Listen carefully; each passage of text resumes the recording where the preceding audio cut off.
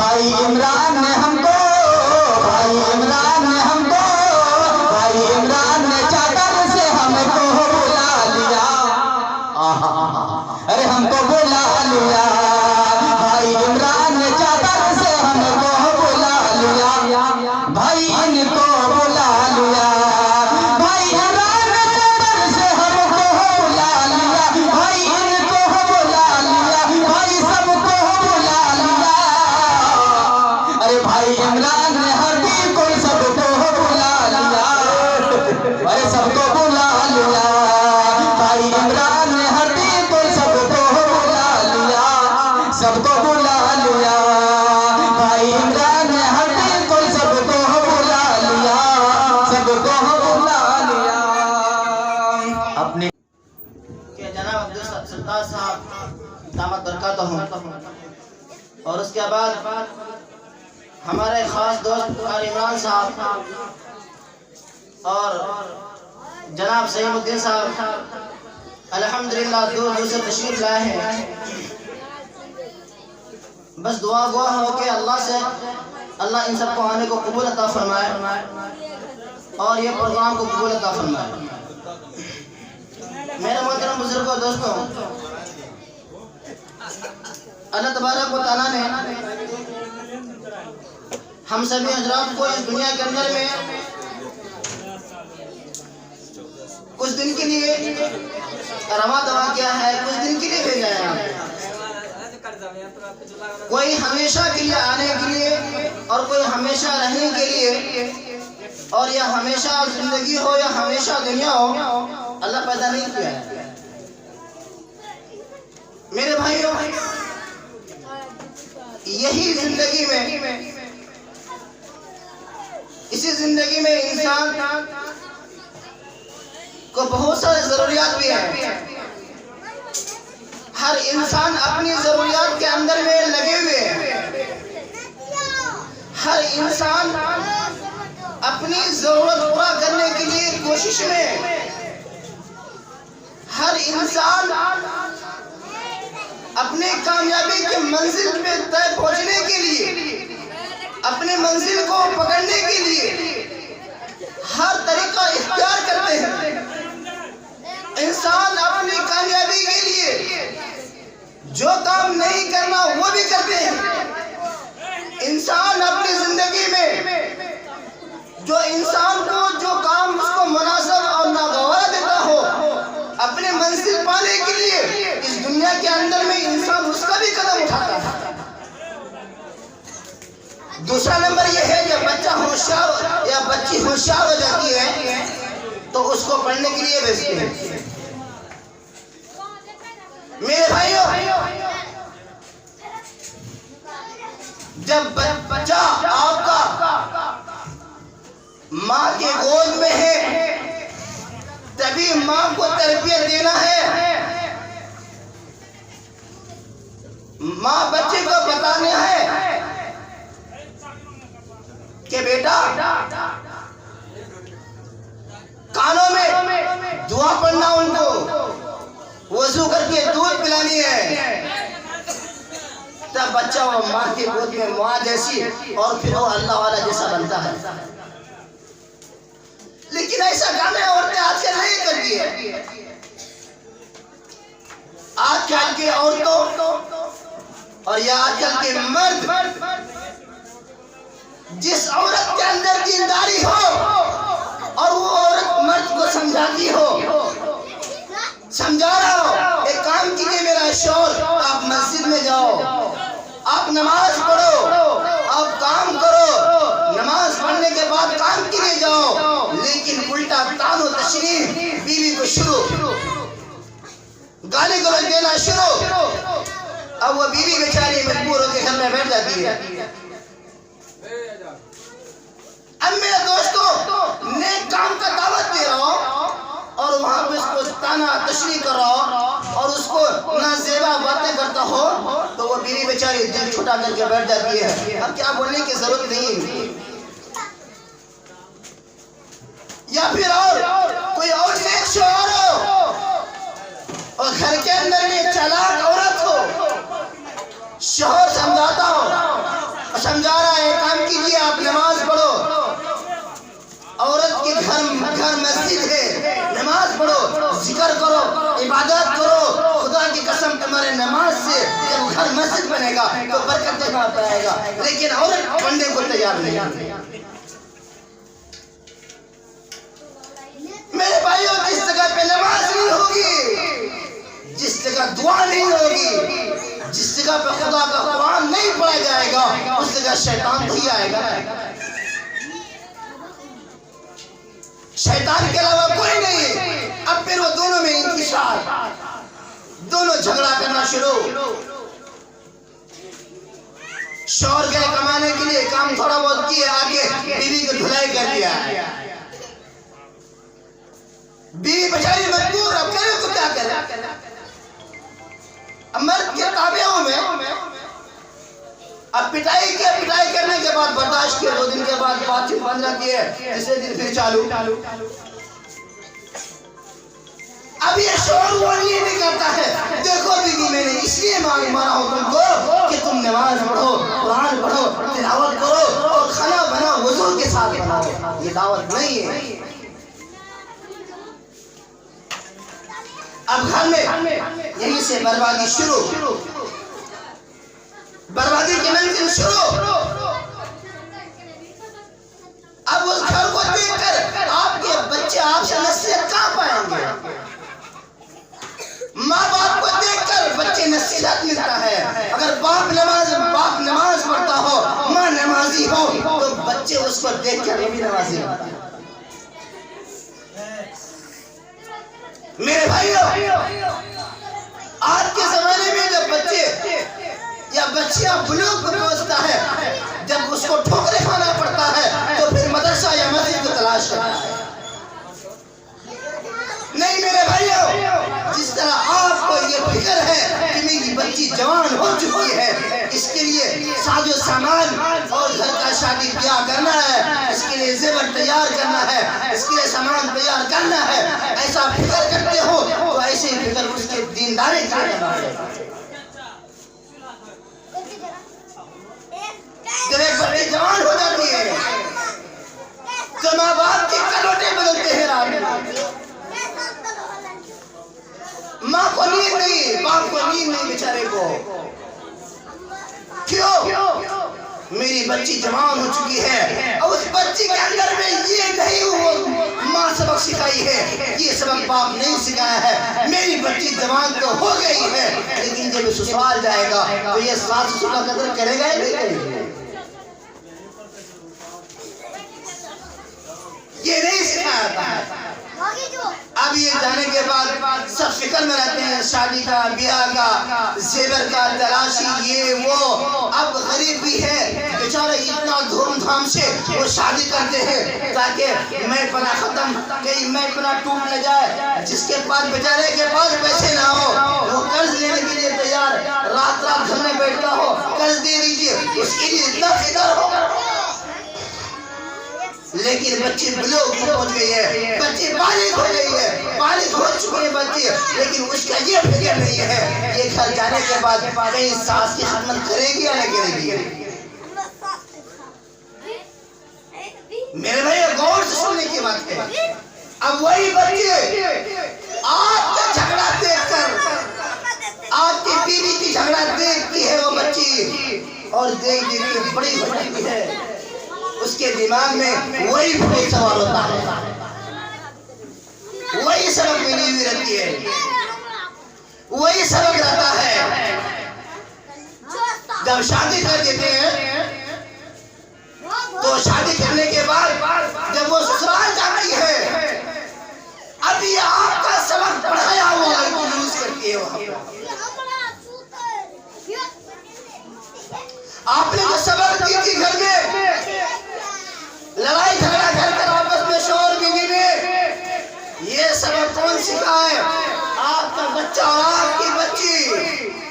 ससुराल में जाने के बाद महीना और 2 महीने के बाद आते हैं और उसके बाद उसके ऊपर भूत सवार हो जाता है ना कैसा? भूत सवार। अब किस चीज का भूत है भाई?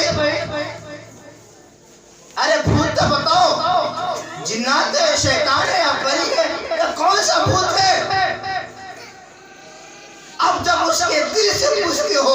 मेरे भाइयों, ये कोई भूत नहीं है, इसको अलग फर्क करने का भूत है। माँ बाप से जुदा करने का भूत है। अल्लाह अकबर। माँ बाप ना तो गर्मी देखा बेचारे, ना तो ठंडे में, ठंडे का महीना हुआ 3 बजे भोर में जाता है खेत में पानी देने के लिए।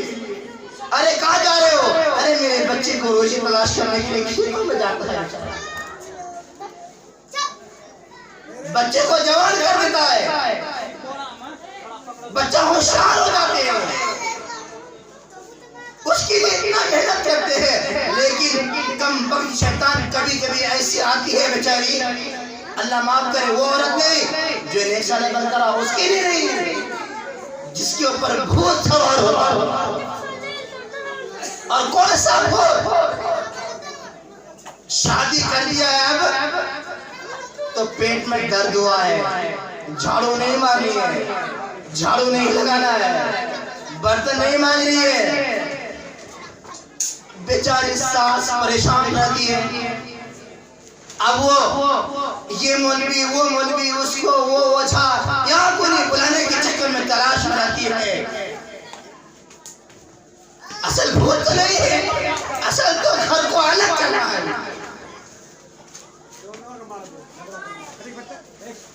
अब जब थक जाते हैं तो लाश में रिजल्ट ये आता है, नहीं मुझे कोई भूत नहीं है, अरे इसको माँ बाप को देखना मुझे गवारा नहीं है। जो समझदार बेटा होते हैं कहते नहीं नहीं, मेरे माँ बाप ने मुझे बहुत मेहनत से पाला पोसा बड़ा किया है, मैं माँ बाप को कैसा छोड़ो, किस तरह छोड़ दो? कहता नहीं नहीं, एक काम करो, अगर माँ बाप के पास जाओगे पैसा दोगे कमा के तो मैं तुम्हारे पास नहीं रहूंगी, तब तो मैं मेरा मैके, तब तो मेरा मामला अकेले है। अब वो घर कहाँ जाती है, झोंक बना के वो चली जाती है मैके में। अब इधर घर परेशान, अब वो भी परेशान, बात में ये जो बताता है मेरे भाइयों, यहाँ तक तो नहीं कोर्ट पे जाकर तुम्हारा पड़ता। तो ये सबक कौन सिखाया है? माँ बाप से बच्चे सबक लेता है। आपने शादी का फिक्र किया, शादी कर दिए, जेवर बना दिए, हाथ का कंगन, हाथ का कानों का झूमर, नाक का बेसर सब तैयार कर दिया आपने हर सबक किए, हर सबक आपने बताया, हर मेहनत किए, हर चीज पूरा किए, लेकिन आपने सीरत के सबक नहीं पढ़ाए। तो मेरे भाइयों, इसलिए अपने बच्चे को ससुराल भेजने से पहले आप तैयार कर लो नबी की सीरत। ऐसा मत करो कभी भी कि किसी का घर उजाड़ कर आपके बेटी। अरे जिस तरह उनके माँ बाप होते हैं इसी तरह मेरे माँ बाप भी प्यारे हैं। उनको बेटी जब रुखसत हो जाए क्या कर भेजो, बेटी अब मैं तुम्हारा माँ बाप नहीं हूँ, मेरा ससुर तेरा माँ बाप है,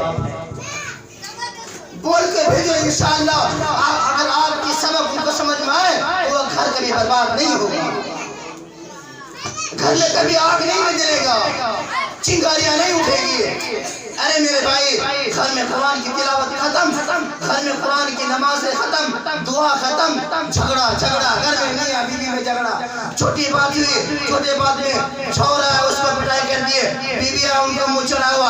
अरे मेरे भाई, मैं आपसे कहता हूँ, गुजारिश करता हूँ, आप शेर की तरह हो और बीवी का हक उतना ही दो जितना उसका आप पे हक है। और मैं ये भी कहता हूँ मेरी माँ बहनों से, आप इतना शौर का हक अदा करो जितना आका मदनी मोहम्मद रसूलुल्लाह सल्लल्लाहु अलैहि वसल्लम आपको सुना दिया। एक हदीस सुना के मैं अपनी बात खत्म करता हूँ। हज़रत अम्मा आयशा रज़ियल्लाहु हुजूर के पास आती है, कहते अल्लाह के नबी मोहम्मद सल्लल्लाहु अलैहि वसल्लम, शौहर के ऊपर बीवी का कितना हक है? शौहर के ऊपर बीवी का कितना हक है? तो अल्लाह के नबी मोहम्मद रसूलुल्लाह सल्लल्लाहु अलैहि वसल्लम फरमाते हैं, आओ जरा करीब हो जाओ, मैं बता रहा हूं, शौहर के ऊपर बीवी का इतना हक है कि अगर शौहर के बदन में फोड़ा हो जाए, शौहर के गोश्त के ऊपर गुड़ा हो जाए, शौहर के गोश्त के लोथड़े में कीड़ा जाए और फोड़ा फुंसी हो, बीबी अगर मुंह से उसको जुबान से चूस ले, फिर भी शौहर का हक अदा नहीं कर पाएंगे।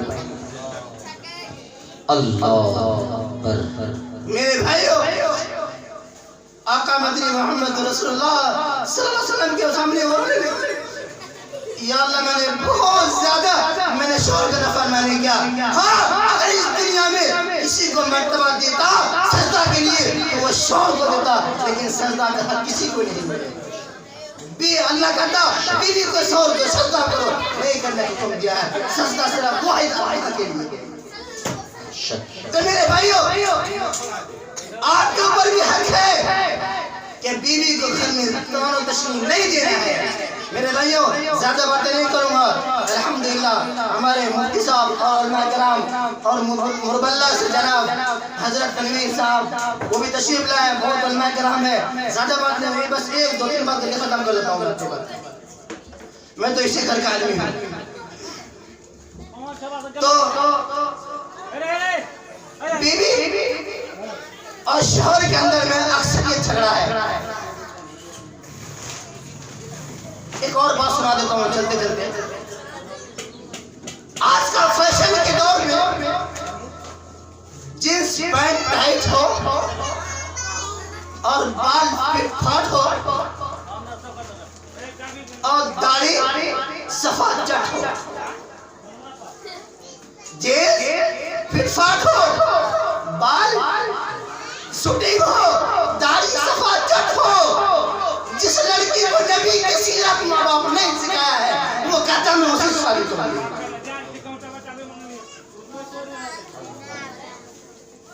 जो लड़की नेक रहती है, मेरे भाई उलमा से पूछिए बैठे बैठे, जो लड़की नई सीरत है, जिसको कुरान का इल्म मालूम हो, जिसको अहादीस का इल्म पता हो, जिसने फज़ाइल अमाल या और दीगर किताबों को पढ़ती हो, उसको मालूम हो कि शौहर कैसा होना चाहिए, शौहर किस तरह से होनी चाहिए, उसका लिबास कैसा होना चाहिए, उसका लिबास कैसा हो। उलमा से पूछिए, ये आपके लिए गवाही है। उलमा-ए-किराम बताएंगे, इन्होंने दुनिया में हर मुसीबत झेल के यहाँ बैठे हैं। हर मुसीबत, मदरसों का मुसीबत, मकाते का मुसीबत, माँ बाप का मुसीबत, सूखी रोटी की मुसीबत, इन्होंने बर्दाश्त किया। और आजकल की लड़की कहती है गाड़ी वाले से शादी नहीं करूंगी, तुम्हारे ऊपर खुदा की लानत। अल्लाहु अकबर। जिसने कुरान से नफरत की, जिसने हदीस को इनकार किया, इनके सीने में कुरान है, इनके सीने में हदीस है, जिन्होंने इसको इनकार किया, खुदा की कसम उसके ऊपर अल्लाह के नबी लानत लगाया है कि इस औरत पर लानत है। मेरी माँ बहनों, नौजवान बहनों सुन लो, इरादा कर लो, मैं इंशाअल्लाह बाशरे आलिम से शादी करूंगी, जिसके सीने में कुरान है उससे शादी करूंगी। अहद कर लो, ये नियत कर लो, जिसके पास दाढ़ी है उनसे निकाह करूंगे। खुदा की कसम जब तक क़यामत के दिन सफ़े लगेंगे तो अल्लाह के नबी मोहम्मद रसूलुल्लाह सल्लल्लाहु अलैहि वसल्लम ये दाढ़ी वाले की सफ़ अलग करो, आलिम का सफ़ अलग करो, उफास का सफ़ अलग करो। जब इनकी सफ़े अलग होंगे तो उधर से वो बीवी भागते हुए आएंगे, अल्लाह के नबी मैं भी हूँ। कहा किस वजह से? कहा हाँ मैं भी हूँ। कहा इस वजह से इसके पास दाढ़ी था, मैंने इस वजह से शादी की है। कहा और लग जाओ। अरे इनकी निस्बत से, इनकी बरकत से आपको जन्नत दिला सकता है, तो इनसे शादी करने को क्यों तैयार नहीं है? अल्लाह, क्यों नफरत है? अरे जिस जींस पहन लेती हो, बाल बिप्पे कटिंग कर लेती हो, 1 कुंटल चेहरे पर मेकअप कर लेती हो, कहते मैं फिर फाटो नहीं, खुदा की कसम, जिसकी ताज्जुब में, जिसके तालिबे इल्म के ज़माने में आंसू गिरा है, उसके चेहरे पर जन्नत का मुकुर है। इनको देखिए, इनके एक दाढ़ी बाल तक फरिश्ते हैं, उनमें अगर हम बताएंगे, अरे मेरे भाइयों, इसलिए अपने बेटी को ऐसे तैयार करो। और मेरी माँ बहनों से दावत देता हूँ, खास कर गुजारिश करता हूँ, अपने बेटी को इतना तालीम दे दो, ये कह देना जब शौहर के पास जाओ तो शौहर की कदर करना, शौहर की इज्जत करना। अगर आप आलिम मिल जाए, उसकी इल्म की तौहीन मत करना, उसका इल्म की कदर करना, उसका खिदमत करो।